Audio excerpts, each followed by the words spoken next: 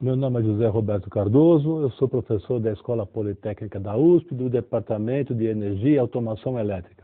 Dentro da disciplina Conversão Eletromecânica de Energia, nós vamos ver nessa videoaula as ligações da máquina de corrente contínua. A máquina de corrente contínua tem uma série de enrolamentos que dá a ela uma flexibilidade muito grande. É uma das máquinas elétricas mais versáteis que nós temos na tecnologia de acionamento de máquinas elétricas. A máquina de corrente contínua, aqui eu estou mostrando um corte planificado de um polo da máquina de corrente contínua, no qual tem aqui a peça principal, que é a peça polar. Ela é envolvida por um enrolamento C, denominado enrolamento de campo, e envolvendo esse enrolamento de campo tem um outro enrolamento que está indicado pela letra S aqui, denominado enrolamento série. Nós vamos verificar exatamente qual a função de cada um desses enrolamentos. Na aula passada nós vimos também que nós temos os interpolos, o qual também cada um deles tem seu enrolamento, como está aí indicado. Muito bem, as características desses enrolamentos. O enrolamento de campo. O enrolamento de campo, normalmente nas máquinas de corrente contínua, são enrolamentos que têm uma quantidade grande de espiras e são percorridos por correntes reduzidas. Esse enrolamento, muitas vezes se encontra o termo, é o enrolamento de excitação, né? E a corrente que passa por ele é a corrente de excitação. Então, esse enrolamento é alimentado por uma fonte de corrente contínua que supre essa corrente de excitação. Então, essa corrente circulando nesse enrolamento produz aí aquilo que nós chamamos de fluxo magnético, que vai produzir a força eletromotriz e o desenvolvimento de forças na máquina de corrente contínua. O enrolamento série, por sua vez, que envolve o enrolamento de campo, é um enrolamento que tem normalmente, exceto em máquinas muito especiais, tem poucas espiras e é percorrido pela corrente da armadura. Ou seja, a própria corrente da armadura que passa pelas escovas, passa por esse enrolamento e por essa razão ele tem poucas espiras, mas normalmente a corrente, como a corrente da armadura é elevada, esse enrolamento vai ter seção transversal do condutor mais espessa do que o caso do enrolamento de campo. E por fim, o interpolo, como nós vimos, também tem um número de espiras baixo e é percorrido pela mesma corrente de campo, ou seja, são colocados em série, não só a armatura, como o interpolo, como também o enrolamento série. Bom, primeira ligação, que é a mais simples que nós temos na máquina de corrente contínua, é a excitação independente. Na excitação independente é apenas o enrolamento de campo que está presente. Então nós temos aqui o enrolamento de campo, simbolizado aqui por esse elemento, e ele é alimentado por uma fonte de tensão contínua, que eu chamei aqui de V de excitação, que supre essa corrente de excitação. Essa corrente passando nesse enrolamento produz o fluxo por polo, como já discutimos em sala de aula. Esse fluxo por polo se concatenando com a armadura, aqui representada, né, tem esses dois retângulos aqui que simboliza a presença das escovas. Com rotação e fluxo por polo, eu tenho uma força eletromotriz induzida nos terminais dessa armadura. Eu já aproveitei e inseri aqui a resistência R, denominada resistência do circuito da armadura. Essa resistência contempla não só a própria resistência da armadura, mas também a resistência do interpolo. E, evidentemente, até a eventual resistência aqui da própria escova, né? Tudo que está em série aqui, que tem queda de tensão devido à circulação dessa corrente. Então, essa é a excitação independente, ou seja, tem uma fonte que alimenta o enrolamento de campo independentemente da tensão que eu tenho nos terminais. Agora, esta excitação shunt. Excitação shunt ou excitação em paralelo, também é o termo portuguesado, mas o shunt é o termo mais consagrado, né? É um jargão da área. Na excitação shunt, o que ocorre? O enrolamento de campo, ele está em paralelo com a armadura. Ou seja, nos terminais da armadura, nós colocamos em paralelo o enrolamento de campo. Para controlar essa corrente, insere-se aqui um reostato, que permite que eu controle a corrente de campo através da posição daquele reostato. Nessa condição, a própria tensão dos terminais da máquina, né, é responsável pela alimentação do enrolamento de campo. De modo que, num caso de um gerador, quando ele vai partir, ele não tem tensão alguma, mas ao você virar, ao próprio campo magnético remanente que ficou no polo, que é o que acontece quando você excita a máquina pela primeira vez. Esse campo já é responsável por uma tensão muito pequena, suficiente para começar a dar a partida nessa máquina, e aí, com o rheostato, eu controlo a tensão que eu preciso nos terminais. Então, esta é a excitação shunt. Então, não tem a necessidade aqui de uma fonte externa para alimentar o enrolamento de campo. Excitação série. Quer dizer, na excitação séria, o enrolamento de campo, aquele de muitas espiras por corrente pequena, não existe. Tem apenas um único enrolamento que é percorrido pela própria corrente da armadura. Ou seja, a própria corrente da armadura produz a excitação, produz o fluxo para o polo. Como o gerador não tem muita aplicação esse tipo de ligação. No entanto, para motor ele é muito utilizado. O motor com excitação séria são os motores utilizados na tração elétrica.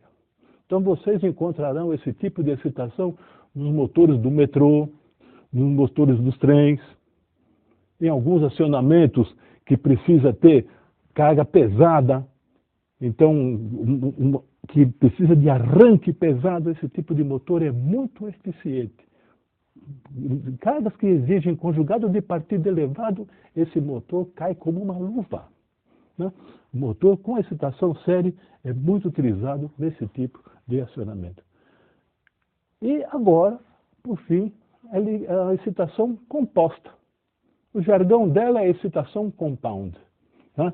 Nada mais é do que a utilização dos dois tipos de excitação.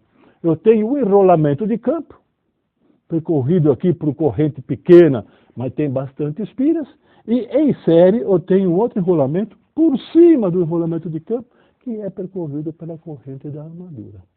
Então, o fluxo magnético produzido, que vai se concatenar com a armadura, uma parte é produzida pelo fluxo magnético oriundo do enrolamento de excitação, ou seja, desse enrolamento de campo, e uma parte é produzido pelo fluxo produzido pela corrente de carga, que também se concatena com a armadura. Então veja que é interessante aqui, eu posso ter duas situações nesse caso. Esse fluxo produzido pelo enrolamento de campo e esse fluxo produzido pelo enrolamento de série serem concordantes, os dois. Então o fluxo resultante é a soma dos dois. É o que nós chamamos aí de compound aditivo. Se o fluxo magnético produzido por esse enrolamento e o fluxo magnético produzido pelo enrolamento de série estiverem em oposição, só você mudar o sentido da corrente, né? Eu tenho aí uma ligação compound subtrativa. Ou seja, o campo diminui quando o enrolamento série entra em ação. Evidentemente, o compound aditivo é a ligação mais utilizada, não só como gerador, como também como motor. Tá? Então, esse aqui é o tipo de excitação, vamos dizer assim, mais complexo que nós temos aqui para a máquina de corrente contínua. No entanto, esse tipo de conexão dá uma flexibilidade muito grande ao motor de corrente contínua e também ao gerador de corrente contínua, como veremos em exercícios em sala de aula. Bom, nós vimos as ligações. Ligação independente, ligação shunt, ligação compound. Compound pode ser aditiva e subtrativa. Muito bem, agora vamos às relações básicas.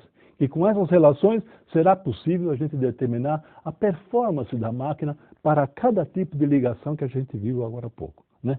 A primeira equação já é velha conhecida nossa, que é a força eletromotriz induzida, que é esse Z, P, A, Φ, P, E, nós deduzimos isso na aula passada. Né? Que eu genericamente vou representá-la por K, Φ, P, N. Esse K é esse termo do ZPA para não ficar escrevendo ele a todo instante. Quer dizer, a força eletromotriz ela é proporcional ao produto do fluxo por polo e da rotação da máquina. Muito bem. Esse fluxo por polo, por sua vez, depende da corrente de excitação. Quanto maior a corrente de excitação, maior o fluxo por polo. Nos casos da máquina com circuito magnético linear, esse fluxo por polo é uma grandeza diretamente proporcional à corrente de excitação.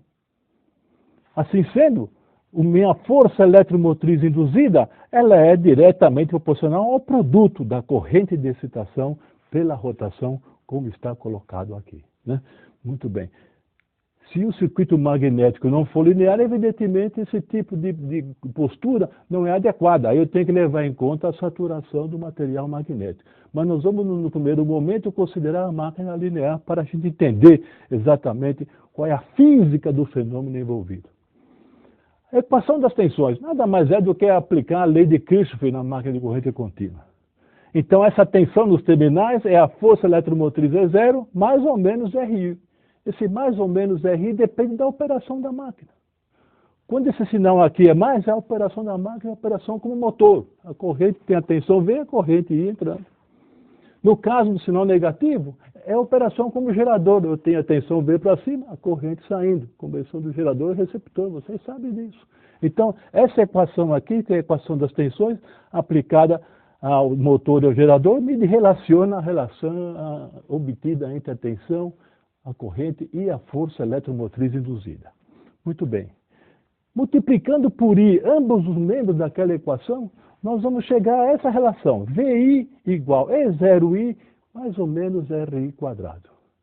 Acho que não resta dúvida que esse termo RI quadrado corresponde às perdas Joule que eu tenho na máquina de corrente contínua, que são as perdas que são transformadas em calor ao passar pela resistência da armadura, pela resistência do interpolo, resistência do campo série, pela própria escova, enfim, são todas as resistências que produzem aquecimento que estão contempladas nesta equação. Agora, para analisar os outros dois termos, nós vamos depender do tipo de operação que a máquina está trabalhando. No caso em que a máquina opera como gerador, esse produto VI, que é a tensão nos terminais vezes a corrente, nada mais é do que a potência útil. É a potência que a máquina entrega à carga. Se eu tiver uma resistência, vai ser a tensão na resistência e a corrente na resistência. Enfim, essa potência aqui entrega à carga, que eu vou denominar aqui de potência útil, que é a potência que a máquina está entregando à carga que nós realmente estamos utilizando. Por seu lado, a parcela E0I nada mais é do que a potência elétrica gerada, ou seja, é aquela potência que é convertida de potência mecânica em potência elétrica. Parte dela vai para a carga, parte dela é dissipada em calor, como nós vimos. No caso do motor elétrico, a situação é semelhante. No entanto, agora, o produto VI é a potência fornecida pela fonte. Você tem uma fonte conectada nos terminais do motor que aplica uma tensão e injeta uma corrente. Ou seja, esse produto aí é a potência que a fonte fornece ao motor. Parte dessa potência é convertida em potência mecânica, que vai acionar uma carga, vai virar lá alguma coisa, né? E parte vai ser perdida em calor, que é o R2.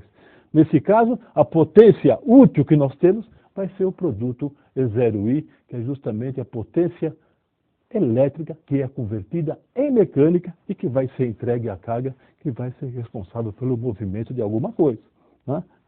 Numa instalação industrial. Nos motores é importante a gente determinar o conjugado que nós temos disponível para esse motor, né? O conjugado útil se relaciona com a potência útil no caso do motor, que é E0I, por conjugado útil vezes a velocidade angular. A velocidade angular é 2πn. Se nós substituirmos E0 por Kφi e passar esse 2πn para o outro lado, o que vai acontecer? O meu conjugado útil vai resultar K sobre 2π φpi. Ou seja, o conjugado útil do motor é uma grandeza que é proporcional ao produto do fluxo por polo e da corrente.